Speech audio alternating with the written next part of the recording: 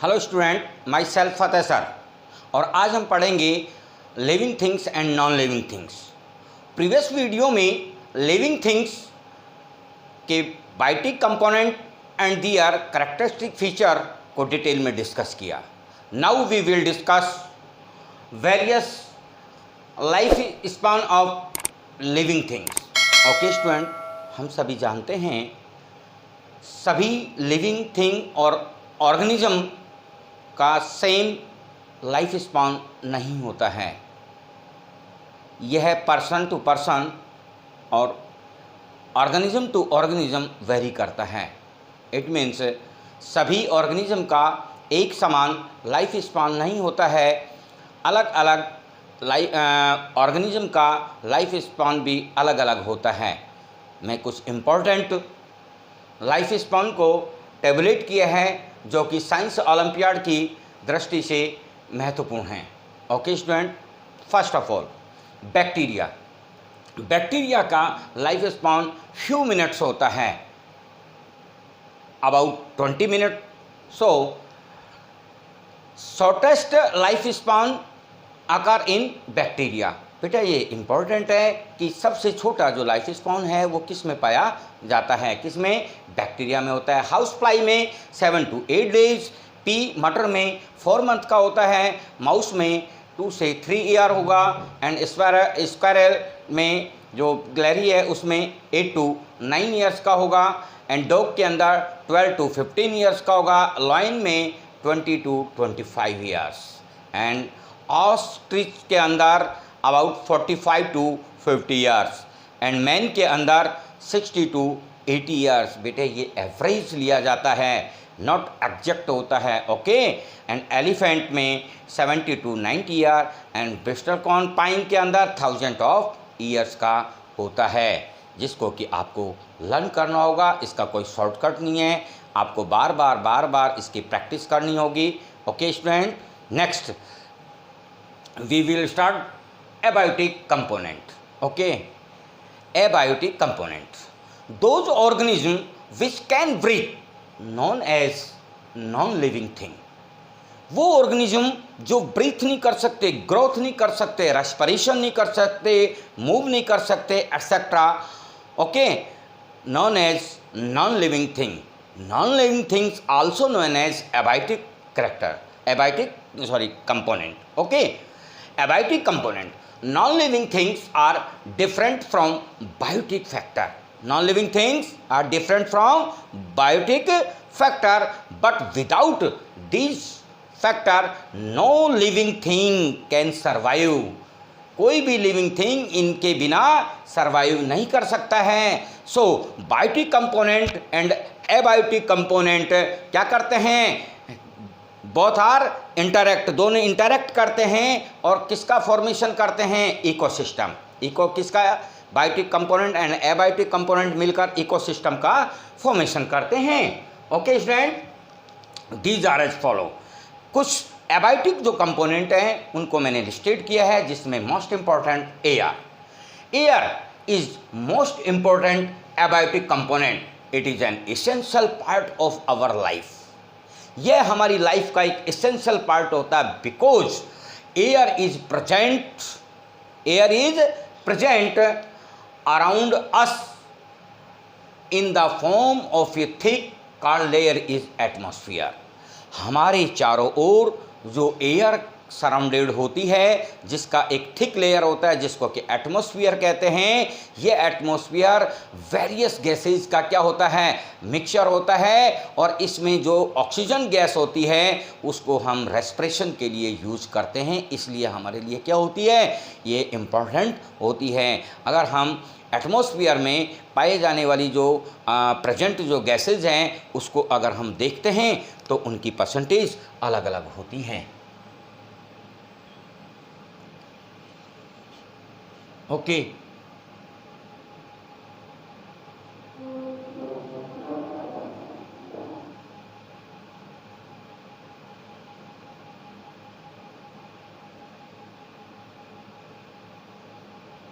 देखिएगा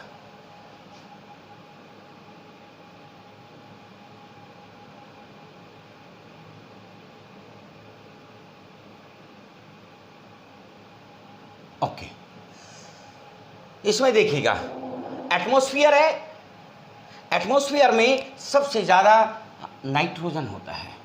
क्या होता है? नाइट्रोजन होता है 78%। उसके बाद ऑक्सीजन 21%। ओके बेटा, and next CO2 0.03%। Okay, and शेष जो 1% होंगी, क्या बोला मैंने? शेष जो 1% होते हैं, अबाउट 1%, लगभग 1% होंगे। ओके, 1% होते हैं इनर्ट गैसेज होती है, इनर्ट गैसेज होती हैं। ये मिलकर एटमॉस्फेयर का क्या करते हैं? फॉर्मेशन करते हैं। तो एटमॉस्फेयर के अंदर क्या होंगी? Nitrogen, carbon dioxide, oxygen and inert gas etcetera होती हैं, जिसमें सबसे ज़्यादा जो कंसंट्रेशन, सबसे ज़्यादा जो मात्रा होती है वो नाइट्रोजन की होती है, उसके जो कि 78% होती है, ऑक्सीजन की 21% होती है, कार्बन डाइऑक्साइड की 0.03% होती है, एंड 1% इनर्ट गैसेज होती है, including air moisture etcetera. Okay, we take oxygen from the air, we take oxygen from the air, क्योंकि हम रेस्पिरेशन के लिए कौन सी गैस लेते हैं? ऑक्सीजन गैस लेते हैं, our respiration, and throw out carbon dioxide. और हम क्या करेंगे? कार्बन डाइऑक्साइड को क्या करते हैं? रिलीज करते हैं, राइट? जो रिलीज करेंगे एटमॉस्फेयर के अंदर कार्बन डाइऑक्साइड गैस, तो यहाँ पर जो प्लांट एंड ट्री जो ग्रो कर रहे हैं वो क्या करते हैं? Use carbon dioxide for photosynthesis and exhale क्या करते हैं? ऑक्सीजन फॉर एनिमल, एनिमल के लिए क्या करते हैं? वो ऑक्सीजन को रिलीज कर देते हैं। इस प्रकार क्या होता है? कार्बन डाइऑक्साइड और ऑक्सीजन का क्या होता है? बैलेंस बना होता है। इट मीन्स प्लांट और जो एनिमल्स होते हैं वो एटमॉस्फेयर के अंदर क्या करते हैं? एयर का बैलेंस बना के रखते हैं। इफ सपोज करो कार्बन डाइऑक्साइड कंसंट्रेशन क्या हो जाए? बढ़ जाए, और ऑक्सीजन जो कंसंट्रेशन, कार्बन डाइऑक्साइड कंसंट्रेशन क्या हो जाए? इंक्रीज हो जाती है, and decrease concentration of oxygen, then imbalance of environment, environment क्या हो जाएगा? इम्बैलेंस हो जाएगा due to air pollution, air pollution के द्वारा, जिससे कि प्लांट, एनिमल एटसेट्रा सभी पर क्या होगा? हार्मफुल इफेक्ट पड़ेगा। ओके बेटा, इसके अलावा क्या होगा? एयर के अंदर जो गैसेज होती है रेस्पिरेशन के काम आती हैं, एनवायरनमेंट को बैलेंस करने का काम आती है, और जो काम और है इसका वो होता है एयर के द्वारा जो अर्थ का टेम्परेचर होता है वो भी क्या होता है? मेंटेन होता है। तो नेक्स्ट क्या हो गया इसमें? इट आल्सो मेंटेन, क्या बोल दिया? It also maintain the temperature of the earth, ये अर्थ का टेम्परेचर को भी मेंटेन करने का काम करती है। Next, water, water is also important abiotic component. Okay, because all metabolic activities of living things occur in liquid medium, liquid medium के अंदर जो सजीवों में जो मेटाबॉलिक एक्टिविटीज होती है वो पाई जाती है। अबाउट 70% वाटर क्या हो गया? About 70% of the earth surface, about 70% of the earth surface is covered with water. अगर हम अर्थ की बात करते हैं तो इस पर क्या होगा? लगभग 70% क्या होगा? वाटर इसको कवर्ड रखता है। इसका मतलब क्या होगा? 3/4 पार्ट, और 1/4 पार्ट जो है वो क्या होगा? लैंड होगा अर्थ का। ओके, तो मैक्सिमम क्या होगा? अर्थ सरफेस वाटर से कवर्ड होती है, राइट बेटा? 70 to 80 weight of living thing क्या होगा? 70 to 80% of our body weight is also water. It is essential for all living organism on the earth. Next, soil. Earth का जो crust होता है, अर्थ की, ये अर्थ है, इसकी जो क्रस्ट होती है, इसकी क्रस्ट पर जो आउटर लेयर होते हैं, क्रस्ट, ये किसके बनी होती है? सॉइल की बनी होती है। और इस सॉइल के अंदर क्या होते हैं? सॉइल पार्टिकल होते हैं। इन पार्टिकल के बीच में क्या होगा? इंटर सेलुलर स्पेस होंगे, जिसमें एयर भी होगी, वाटर भी होगा, etcetera. So plant and tree क्या करते हैं यहाँ पर, ग्रो करते हैं, सर्वाइव करते हैं। सो प्लांट एंड ट्री के लिए जो सॉइल होती है it is a mother. Okay, so soil is like mother of all tree, terrestrial plant and trees. Okay, without soil no plantation can, क्या, no plantation can exist on the earth. बिना soil के किसी भी plantation का existence पृथ्वी पर होना संभव नहीं होता है। Soil is the upper crust of the earth surface which hold the plant and all nutrients. Okay, क्योंकि जो अर्थ का जो क्रस्ट होता है, जो अपर क्रस्ट होता है, किसका बना होता है, सॉइल का बना होता है। और सॉइल क्या करती है, प्लांट्स को और न्यूट्रिएंट्स आदि को क्या करती है, होल्ड करने का काम करती है। ओके, सॉइल कंसिस्ट, सॉइल किसकी बनी होती है बेटा, soil consist number first sand stones. Okay, किसकी बनी होगी, sand, stones, clay, silt and rocks. इनके जो पार्टिकल्स होते हैं इनकी बनी होती है एंड इनके मॉलिक्यूल्स के साइज के आधार पर, बेस पर क्या होती हैं, सॉइल भी अलग अलग क्लासिफाई किया जाता है। जैसे कोई रेड क्ले है, कोई ब्लैक क्ले है, एल्यूअल सॉइल है। सबसे मोस्ट इम्पॉर्टेंट एल्यूअल सॉइल होती है जो कि रिवर्स के द्वारा लेके आई जाती है, जिसकी फर्टाइल कैपेसिटी सबसे ज़्यादा होती है।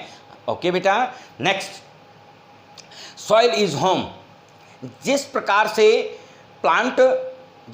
से प्लांट के लिए सॉइल मदर होती है, क्योंकि बच्चा माँ की गोद में रहकर पल बढ़ता है और उसी में खेलता कूदता आगे ग्रोथ करता हुआ बड़ा होता है। ठीक उसी प्रकार से प्लांट के लिए भी क्या है, सॉइल जो है मदर है, वो भी इस सॉइल के अंदर क्या करता है, ग्रो करता है, डेवलप करता है और छोटे से एक बड़ा ट्री के रूप में क्या हो जाता है, डेवलप हो जाता है। ठीक उसी प्रकार से इस सॉइल पर अनेक क्या होते हैं, माइक्रो ऑर्गेनिज्म होते हैं, लोअर ऑर्गेनिज्म होते हैं, लाइक इज अर्थवर्म। कौन कौन से होंगे, earthworm, snakes, rabbits, rat, rodents etcetera. और ये सभी क्या करते हैं, जिस प्रकार से हम अपनी बिल्डिंग अर्थात घर बना के रहते हैं, ठीक उसी प्रकार ये क्या करते हैं, सॉइल के अंदर बोरो बिल बनाकर अंदर रहते हैं। इसलिए सॉइल इन लोअर जो ऑर्गेनिज्म हैं इनके लिए क्या होती है, होम होती है। So soil is home to many small organism like earthworm, snake, rabbit and rat. Okay, earthworm, snake, rabbit, rat, rodents etc. which make their burrow in the earth. Next, temperature is also important abiotic component. The heat in environment, the heat in environment, environment के अंदर जो क्या होती है, heat होती है, क्या कहलाती है, टेम्परेचर कहलाती है। Temperature measure with the help of thermometer. किसके द्वारा, थर्मामीटर के द्वारा क्या किया जाता है, टेम्परेचर को मेजर किया जाता है इन डिग्री सेल्सियस और Kelvin. Okay, next, heat on the earth is due to the heat sent by the sun. क्या बोल दिया, heat on the earth, earth के ऊपर जो हीट होती है, जो टेम्परेचर बढ़ता है वो किसके द्वारा होता है, सन के द्वारा। जो सनलाइट आती है वो क्या होती है, सॉइल पर जो पाए जाने सॉइल में जो पार्टिकल्स होते हैं वहाँ तक पहुँचती है और वो पार्टिकल क्या करते हैं, उसकी हीट को क्या करते हैं, एब्जॉर्व करते हैं और एब्जॉर्व करने से क्या हो जाते हैं, गर्म, और उससे क्या होगा, हमारे यहाँ का टेम्परेचर बढ़ जाता है। But temperature is vary place to place due to topography of earth. ये जो टेम्परेचर, अर्थ का जो टेम्परेचर होता है वो वेरी करता है प्लेस टू प्लेस। क्यों, ड्यू टू टोपोग्राफी। टोपोग्राफी बेटा जो अर्थ की जो स्ट्रक्चर होती है, स्थलाकृतियाँ होती है, उस पर क्या करता है, वेरी करता है। कहीं पर बहुत पहाड़ी इलाके होते हैं तो कहीं पर बहुत गहरे होते हैं, तो कहीं पर प्लेन होते हैं, तो कहीं पर कुछ होते हैं जहाँ पर पहाड़ी होती हैं, माउंटेन होते हैं, वहाँ पर क्या होगा, कंपैरेटिवली टेम्परेचर कम होता है। ओके, जहाँ प्लेन रीजन होता है वहाँ टेम्परेचर कंपैरेटिवली ज़्यादा होता है। और मैं अगर देखता हूँ टेम्परेचर को तो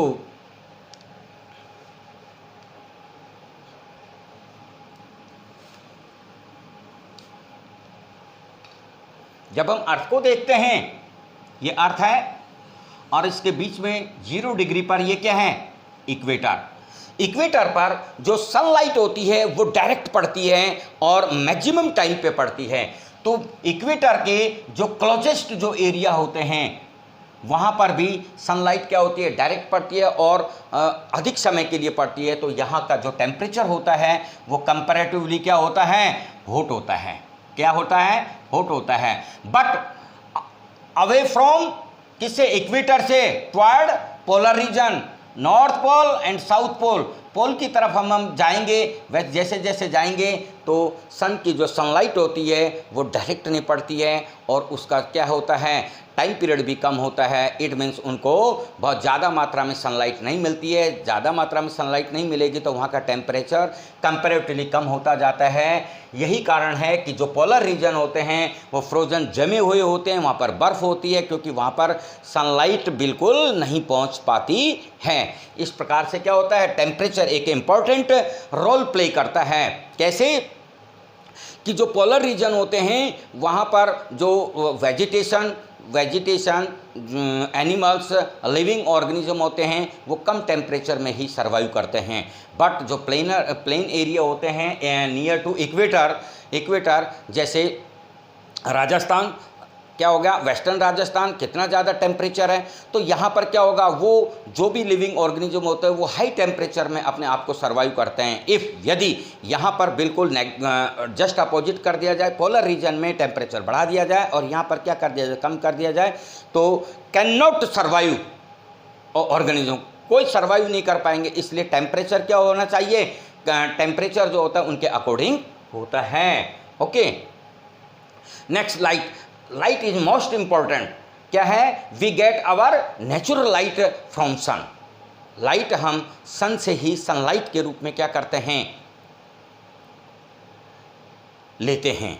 और जो प्लांट होते हैं वो सनलाइट के प्रति क्या करते हैं, रिस्पॉन्ड करते हैं। जैसे फोटोट्रोपिज्म, जो प्लांट होते हैं वो जो सन का जो सनलाइट होती है उसके प्रति क्या करते हैं, उसकी तरफ ही मूवमेंट करते हैं। अगर हम सनफ्लावर को देखते हैं तो सनफ्लावर क्या होता है, जैसे जैसे सन मूव करता है ठीक उसकी तरफ ही क्या करता है, वो घूमता जाता है। जैसे सनलाइट होता है ऊपर की, हम एक बंद कमरे के अंदर एक पॉट, एक गमला रख देते हैं और उस बंद कमरे में एक तरफ खिड़की से एक छोटा सा छेद कर दें और उससे लाइट जब कमरे के अंदर आती है तो वो प्लांट का जो एरियल पार्ट होता है वो उसकी तरफ ही क्या हो जाता है, मुड़ जाता है। तो सनलाइट क्या है, बहुत ही इम्पॉर्टेंट रोल प्ले करती हैं। स्टूडेंट, आई होप आपको ये चैप्टर अच्छे से समझ में आ गया होगा, जिसमें आपको living things and non living things में बायोटिक एंड एबायोटिक कंपोनेंट को कंप्लीट डिटेल में मैंने डिस्कस किया। फिर भी मैं समझता हूँ अगर कोई प्रॉब्लम हो तो आप में कमेंट बॉक्स में उस चीज़ को पूछिए। आने वाले नए वीडियो के अंदर इनको और अच्छे से डिटेल से मैं डिस्कस करूँगा। एंड प्लीज़ मेरे चैनल को लाइक, शेयर एंड सब्सक्राइब करें। Thank you.